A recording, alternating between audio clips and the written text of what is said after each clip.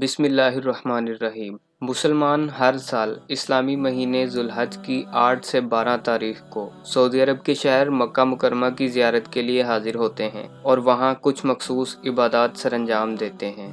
عبادات کے اس مجموعے کو اسلامی اصطلاح میں حج اور انجام دی جانے والی عبادات کو مناسک حج کہتے ہیں۔ دین اسلام میں حج ہر صاحب استطاعت بالغ مسلمان پر زندگی بھر میں ایک مرتبہ فرض ہے۔ حج اسلام کے 5 ارکان میں سب سے آخری رکن ہے، جیسا کہ حضرت محمد صلی اللہ علیہ وآلہ وسلم کی حدیث ہے۔ اسلام کی بنیاد 5 ستونوں پر ہے: لا الہ الا اللہ محمد رسول اللہ کی گواہی دینا، نماز قائم کرنا، زکوٰۃ دینا، رمضان کے روزے رکھنا اور حج کرنا۔ ناظرین کرام، یوں تو قرآن و حدیث میں حج کی بہت فضیلت بیان کی گئی ہے، لیکن آج کا ہمارا موضوع ہے دی ہسٹری آف حج، یعنی اسلامی تاریخ و تناظر میں حج کب شروع ہوا تھا۔ السلام علیکم، میں ہوں محمد کامران اور آپ دیکھ رہے ہیں نالج کی ایک اور قسط، دی ہسٹری آف حج۔ علم کے اس سفر میں ہمارے ساتھ شامل ہونے والے دوستوں سے گزارش ہے کہ ہمارے چینل کو سبسکرائب کریں، ویڈیو پسند آئے تو اسے لائک کریں اور اپنی قیمتی رائے کا اظہار کمنٹ باکس میں ضرور کریں۔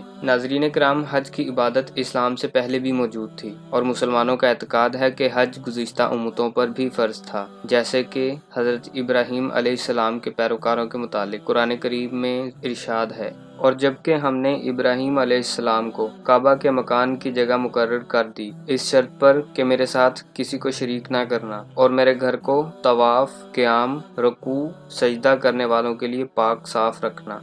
دوستو، آغاز حج کی تاریخ حضرت محمد صلی اللہ علیہ وآلہ وسلم کی پیدائش سے ہزاروں سال پہلے حضرت ابراہیم علیہ السلام کے دور میں ملتی ہے۔ اسلامی روایات کے مطابق جب حضرت ابراہیم علیہ السلام صحرائے شام میں آئے تو ان کے ہاں باندی حضرت ہاجرہ سے ایک لڑکے حضرت اسماعیل پیدا ہوئے۔ یہ دیکھ کر ان کی بیوی سارہ انتہائی غمزدہ ہو گئیں، کیونکہ ان کے یہاں کوئی اولاد نرینہ موجود نہیں تھی، اور حضرت سارہ حضرت ابراہیم علیہ السلام کو ان کی باندی کے حوالے سے تنگ کرنے لگیں۔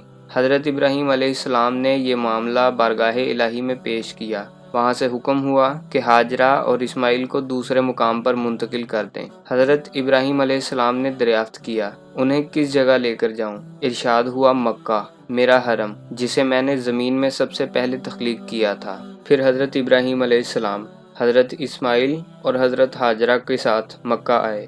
اس وقت حضرت ہاجرہ حضرت اسماعیل علیہ السلام کو دودھ پلاتی تھیں۔ حضرت ابراہیم علیہ السلام نے دونوں کو کعبہ کے پاس ایک بڑے درخت کے پاس بٹھا دیا، جو اس جگہ تھا جہاں اب زمزم ہے، مسجد کی بلند جانب میں۔ ان دنوں مکہ میں کوئی انسان نہیں تھا، اس لیے وہاں پانی نہیں تھا۔ ابراہیم علیہ السلام نے ان دونوں کو وہیں چھوڑ دیا اور ان کے لیے چمڑے کے تھیلے میں کھجور اور ایک مشک میں پانی رکھ دیا۔ پھر ابراہیم علیہ السلام اپنے گھر کے لیے روانہ ہوئے۔ اس وقت حضرت اسماعیل علیہ السلام کی والدہ ان کے پیچھے پیچھے آئیں اور کہا کہ اے ابراہیم، اس خشک جنگل میں جہاں کوئی بھی آدمی اور کوئی بھی چیز موجود نہیں، آپ ہمیں چھوڑ کر کہاں جا رہے ہیں؟ انہوں نے کئی دفعہ اس بات کو دہرایا، لیکن ابراہیم علیہ السلام ان کی طرف دیکھتے نہیں تھے۔ آخر حضرت ہاجرہ علیہ السلام نے پوچھا: کیا اللہ تعالیٰ نے آپ کو اس کا حکم دیا ہے؟ حضرت ابراہیم علیہ السلام نے فرمایا کہ ہاں۔ اس پر ہاجرہ علیہ السلام بول اٹھیں کہ پھر اللہ تعالیٰ ہماری حفاظت کرے گا، وہ ہم کو ہلاک نہیں کرے گا۔ چنانچہ وہ واپس آ گئیں اور حضرت ابراہیم علیہ السلام روانہ ہو گئے۔ جب وہ سنیا پہاڑی پر پہنچے، جہاں سے وہ دکھائی نہیں دیتے تھے، تو ادھر رخ کیا جہاں اب کعبہ ہے، جہاں پر وہ حضرت ہاجرہ اور حضرت اسماعیل علیہ السلام کو چھوڑ کر آئے تھے۔ پھر آپ نے ان دونوں کے لیے ہاتھ اٹھا کر یہ دعا کی کہ اے میرے رب، میں نے اپنی اولاد کو اس بے آب و دانہ میدان میں تیری حرمت والے گھر کے پاس ٹھہرایا۔ سورہ ابراہیم میں یشکرون تک اس کا ذکر ہے۔ ادھر اسماعیل علیہ السلام کی والدہ ان کو دودھ پلانے لگیں اور خود پانی پینے لگیں۔ آخر جب مشک کا سارا پانی ختم ہو گیا تو وہ پیاسی رہنے لگیں اور ان کے لخت جگر بھی پیاسے رہنے لگے۔ وہ اب دیکھ رہی تھیں کہ سامنے ان کا بیٹا پیاس کی شدت سے پیچ و تاب کھا رہا ہے۔ وہ وہاں سے ہٹ گئیں، کیونکہ اس حالت میں بچے کو دیکھنے سے ان کا دل بے چین ہوتا تھا۔ صفا پہاڑی وہاں سے نزدیک تر تھی۔ وہ پانی کی تلاش میں اس پر چڑھ گئیں اور وادی کی طرف رخ کر کے دیکھنے لگیں کہ کہیں کوئی انسان نظر آئے، لیکن کوئی انسان نظر نہیں آیا۔ وہ صفا سے اتر گئیں اور جب وادی میں پہنچیں تو اپنا دامن اٹھا لیا تاکہ دوڑتے وقت نہ الجھیں، اور کسی پریشان حال کی طرح دوڑنے لگیں۔ پھر وادی سے نکل کر مروہ پہاڑی پر آئیں اور اس پر کھڑی ہو کر دیکھنے لگیں کہ کہیں کوئی انسان نظر آئے، لیکن کوئی نظر نہیں آیا۔ اس طرح انہوں نے 7 چکر لگائے۔ ابن عباس رضی اللہ تعالیٰ عنہما نے بیان کیا ہے کہ نبی کریم صلی اللہ علیہ وآلہ وسلم نے فرمایا، صفا اور مروہ کے درمیان لوگوں کے لیے دوڑنا اسی وجہ سے مشروع ہوا۔ 7ویں مرتبہ جب وہ مروہ پر چڑھیں تو انہیں ایک آواز سنائی دی۔ انہوں نے کہا خاموش، اور پھر آواز کی طرف انہوں نے کان لگا دیے۔ آواز اب بھی سنائی دے رہی تھی۔ پھر انہوں نے کہا کہ تمہاری آواز میں نے سنی، اگر تم میری کوئی مدد کر سکتے ہو تو کرو۔ کیا دیکھتی ہیں کہ جہاں اب آب زمزم کا کنواں ہے وہیں ایک فرشتہ موجود ہے۔ فرشتے نے اپنی ایڑی سے یا اپنے بازو سے زمین میں گڑھا کر دیا، جس سے وہاں پانی ابل آیا۔ ہاجرہ نے اسے حوض کی شکل میں بنا دیا اور اپنے ہاتھ سے اس طرح کر دیا کہ پانی بہنے نہ پائے، اور چلو سے پانی اپنے مشکیزہ میں ڈالنے لگیں۔ جب وہ بھر چکیں تو وہاں سے چشمہ پھر ابل پڑا۔ ابن عباس رضی اللہ تعالیٰ عنہما نے بیان کیا ہے کہ نبی کریم صلی اللہ علیہ وآلہ وسلم نے فرمایا، اللہ اسماعیل پر رحم کرے۔ اگر زمزم کو انہوں نے یوں ہی چھوڑ دیا ہوتا، چلو سے مشکیزہ نہ بھرا ہوتا، تو زمزم ایک بہتے ہوئے چشمے کی صورت میں ہوتا۔ پھر حضرت ہاجرہ علیہ السلام نے خود بھی وہ پانی پیا اور اپنے بیٹے کو بھی پلایا۔ اس کے بعد ان سے فرشتے نے کہا کہ اپنے برباد ہونے کا خوف ہرگز نہ کرنا، کیونکہ یہی اللہ کا گھر ہوگا جسے یہ بچہ اور اس کا باپ تعمیر کریں گے، اور اللہ اپنے بندوں کو ضائع نہیں کرتا۔ اب جہاں بیت اللہ ہے، اس وقت وہاں ٹیلے کی طرح زمین اٹھی ہوئی تھی۔ سیلاب کا دھارا آتا اور اس کے دائیں بائیں سے زمین کاٹ کر لے جاتا۔ اس طرح وہاں کے دنوں رات گزرتے رہے۔ قبیلہ جرہم کے چند گھرانے مقام قدا یعنی مکہ کے بالائی حصے کے راستے سے گزر کر مکہ کے نشیبی علاقوں میں انہوں نے پڑاؤ کیا۔ قریب ہی انہوں نے منڈلاتے ہوئے کچھ پرندے دیکھے۔ ان کے لوگوں نے کہا کہ یہ پرندہ پانی پر منڈلا رہا ہے، حالانکہ اس سے پہلے جب بھی ہم اس میدان سے گزرے ہیں یہاں پانی کا نام و نشان بھی نہیں تھا۔ آخر انہوں نے اپنا ایک آدمی یا 2 آدمی بھیجے، وہاں انہوں نے واقعی پانی پایا، چنانچہ انہوں نے واپس آ کر پانی کی اطلاع دی۔ اب یہ سب لوگ یہاں آئے۔ اسماعیل علیہ السلام کی والدہ اس وقت پانی پر ہی بیٹھی ہوئی تھیں۔ ان لوگوں نے کہا کہ آپ ہمیں اپنے پڑوس میں پڑاؤ ڈالنے کی اجازت دیں گی؟ حضرت ہاجرہ علیہ السلام نے فرمایا ہاں۔ اب اسماعیل کو پڑوسی مل گئے۔ انسانوں کی موجودگی ان کے لیے دل جمی کا باعث ہوئی۔ ان لوگوں نے خود بھی یہاں قیام کیا اور اپنے قبیلے کے دوسرے لوگوں کو بھی بلوایا، اور وہ سب لوگ بھی یہیں آ کر ٹھہرے۔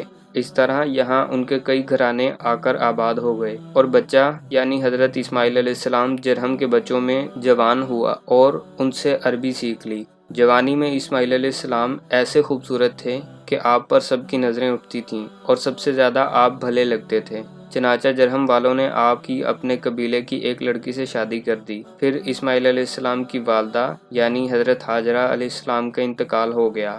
اسماعیل علیہ السلام کی شادی کے بعد حضرت ابراہیم علیہ السلام یہاں اپنے چھوڑے ہوئے خاندان کو دیکھنے آئے، تو دیکھا اسماعیل زمزم کے قریب ایک بڑے درخت کے سائے میں، جہاں ابراہیم علیہ السلام انہیں چھوڑ گئے تھے، اپنے تیر بنا رہے ہیں۔ جب اسماعیل علیہ السلام نے ابراہیم علیہ السلام کو دیکھا تو ان کی طرف کھڑے ہو گئے، اور جس طرح ایک باپ اپنے بیٹے کے ساتھ اور بیٹا اپنے باپ کے ساتھ محبت کرتا ہے، وہی طرز عمل ان دونوں نے بھی ایک دوسرے کے ساتھ اختیار کیا۔ پھر ابراہیم علیہ السلام نے فرمایا، اسماعیل، اللہ نے مجھے ایک حکم دیا ہے۔ اسماعیل علیہ السلام نے عرض کیا، آپ کے رب نے جو حکم آپ کو دیا ہے آپ اسے ضرور پورا کریں۔ انہوں نے فرمایا کہ تم بھی میری مدد کر سکو گے؟ عرض کیا کہ میں آپ کی مدد کروں گا۔ فرمایا کہ اللہ تعالیٰ نے مجھے حکم دیا ہے کہ میں اسی مقام پر اللہ کا ایک گھر بناؤں، اور آپ نے ایک اور اونچے ٹیلے کی طرف اشارہ کیا کہ اس کے چاروں طرف۔